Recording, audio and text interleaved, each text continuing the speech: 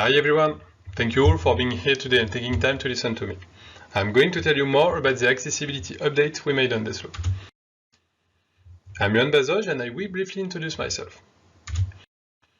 I joined Arcane a little over 2 years ago now. I worked on Deathloop for the final 6 months before the release, then on all different game updates until the Xbox release.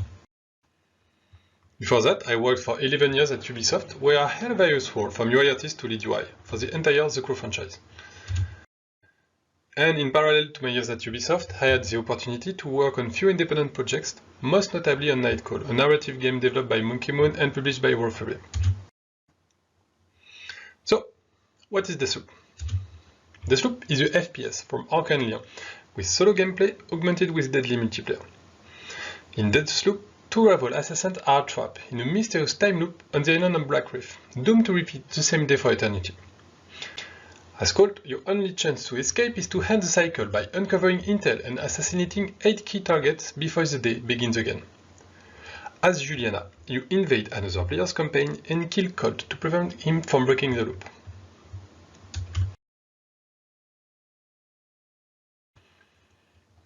So, Deathloop was released on September 14th, 2021.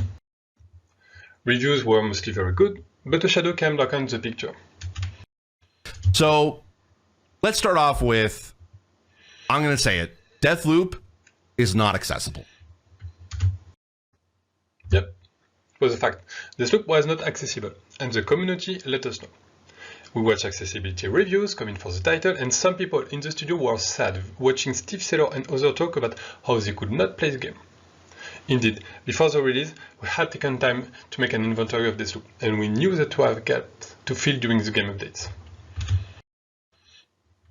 Around the time of the release, the user research team helped to identify and document some top issues impacting players.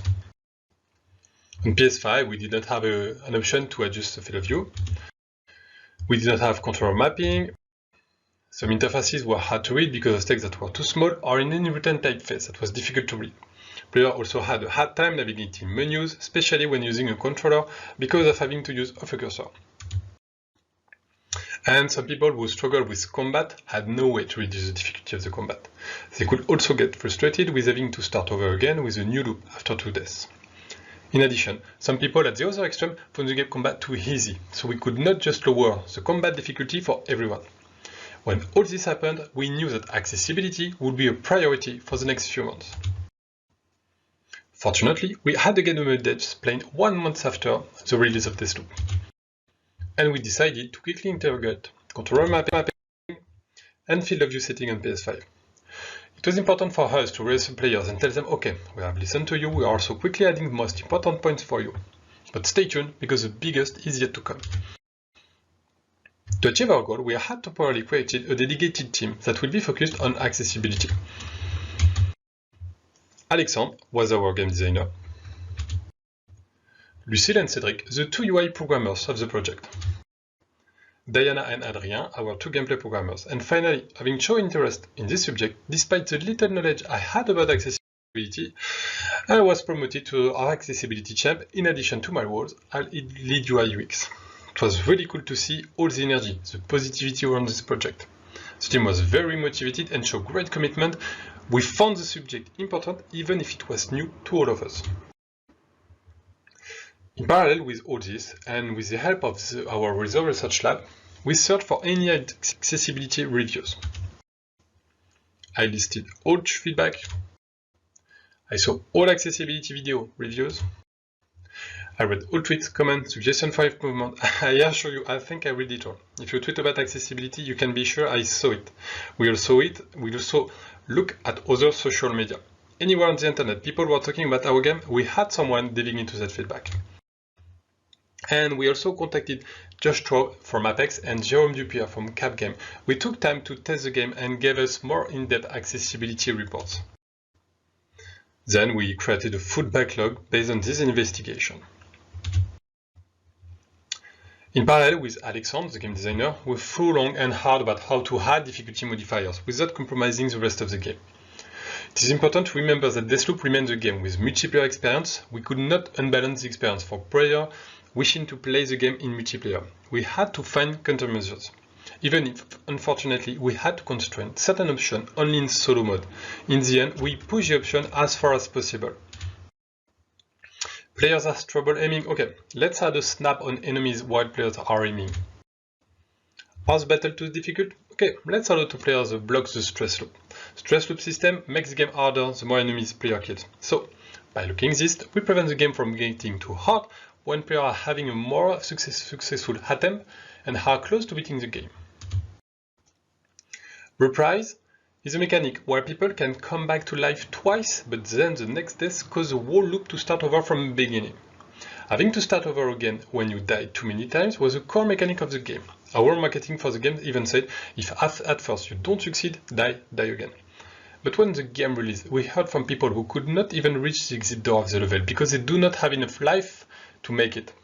These players were not having the intended experience. We wanted players to learn from this, not to be frustrated and feel punished from small mistakes. So, we decided to let players choose between 1, 2, 3, 4, 5 or infinity reprises. I will focus a bit on the last option, which allows us to resolve two issues. Indeed, even if some of the players complained that the game was too hard, another part of the players found it too easy. By adding these two options, we allow players with difficulties to simplify their experience. They were no longer punished for dying while trying to reach the exit of the level. For players who found the game too easy, they could choose to have less life and thus have an experience that meets their expectation. In the end, we added 10 options allowing players to make the gameplay more accessible and allow players to make the game as easier or as difficult as they wanted. All these options allow us to provide a better experience for all of our players by allowing customization of the gameplay difficulty to meet their own personal needs, even if they wanted to make it harder. We wanted to make sure people could choose what they found the most fun. So, some of these mechanics do not work with the Juliana Invader, for example. In multiplayer, you can only be in single player. For example, Juliana could never actually win if Colt had unlimited reprise. It was impossible for us to redo all the interface of the game. The biggest problem was they had been designed for free cursor and were a lot of text. We got a lot of feedback, especially from console players, that navigating our menu with a free cursor was too hard. We had some ideas to improve all this. I took over a document, all the interface of the game, and I looked at where there were a problem of readability, where the text was too small, and I enlarged as much as possible the text when it was possible. I could not always enlarge the interface background. In some cases, here, for example, as you can see the 3 dots, programmers had to develop something that cut the text and adding 3 dots. And it was only possible when the text is too small and could be visible in entirety in another level of the interface. And we also added an option like here, this one, as you can see here, to change all scripted text by a regular font, in fact, this one.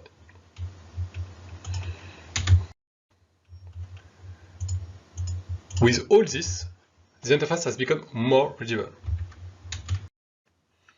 Then we had to look at how to make the interface more accessible to players who could not navigate with a free cursor. We already had some shortcuts allowing the player to navigate between certain categories via the D-pad. But we decided to rework all the interfaces of the game to make them navigable with the D-pad or other button shortcuts for controller. Cedric, the UI programmer who took care of this, still have cold feet just about thinking about it.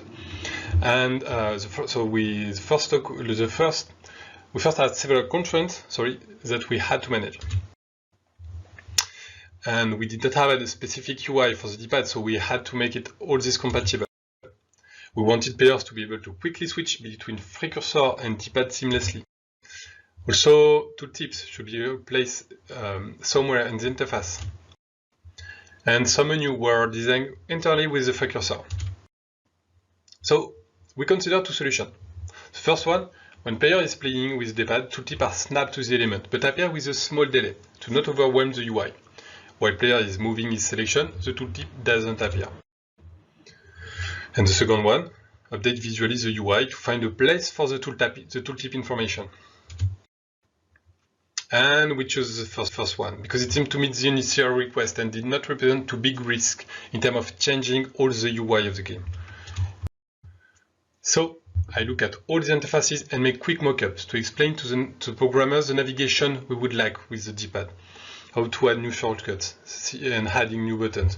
Here, for example, we had to add a call button, for example, because basically the player could just click on cult with the free cursor, but since the free cursor was not, we would like to have something just compatible with the D-pad, we had to create a dedicated button. Same here. We had to change some already existing inputs.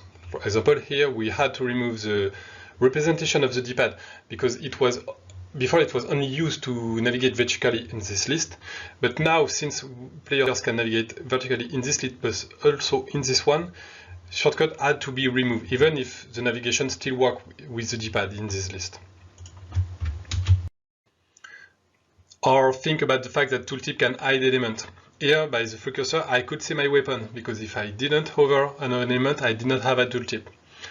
At the D-pad, as we force the tooltip on the item, we decided that if player press R to rotate the weapon, if they want to focus on it, so we visually disable the tooltip for that amount of time. So, as you can see here, I can switch between free cursor and D-pad navigation by pressing D-pad button. And also by using the D-pad, the tooltip is snapped to the item. But it stays snapped to the free cursor on the other way. So finally, the UX between the two navigation is consistent.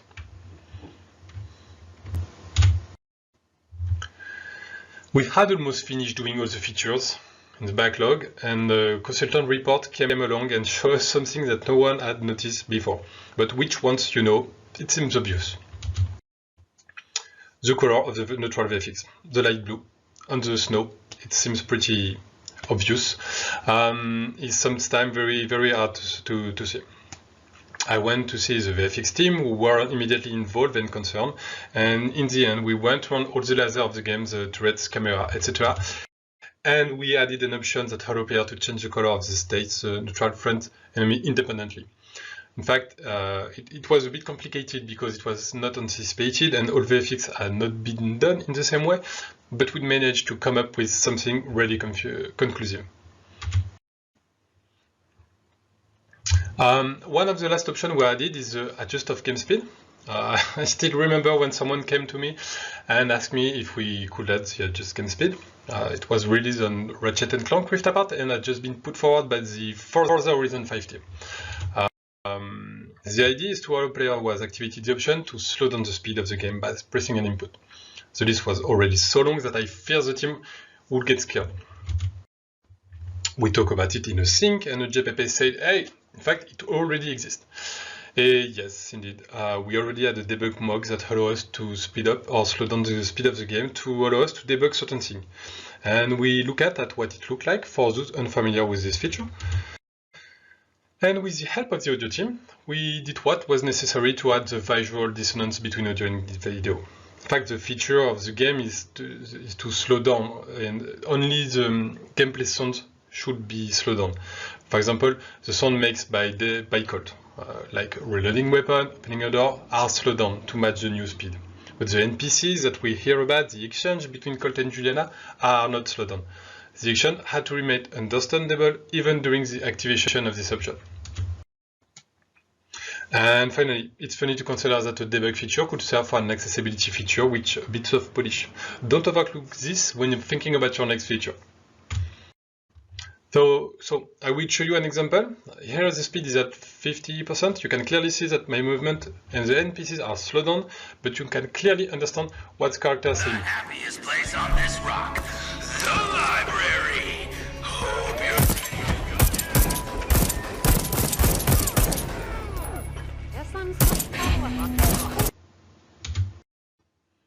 Okay, as I said, all this was new for us, and we ran into the question of achievement.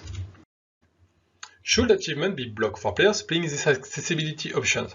For example, was it fair that a player activating the one-shot kill, an option that allowing to kill any enemies in one bullet, could complete all the achievements?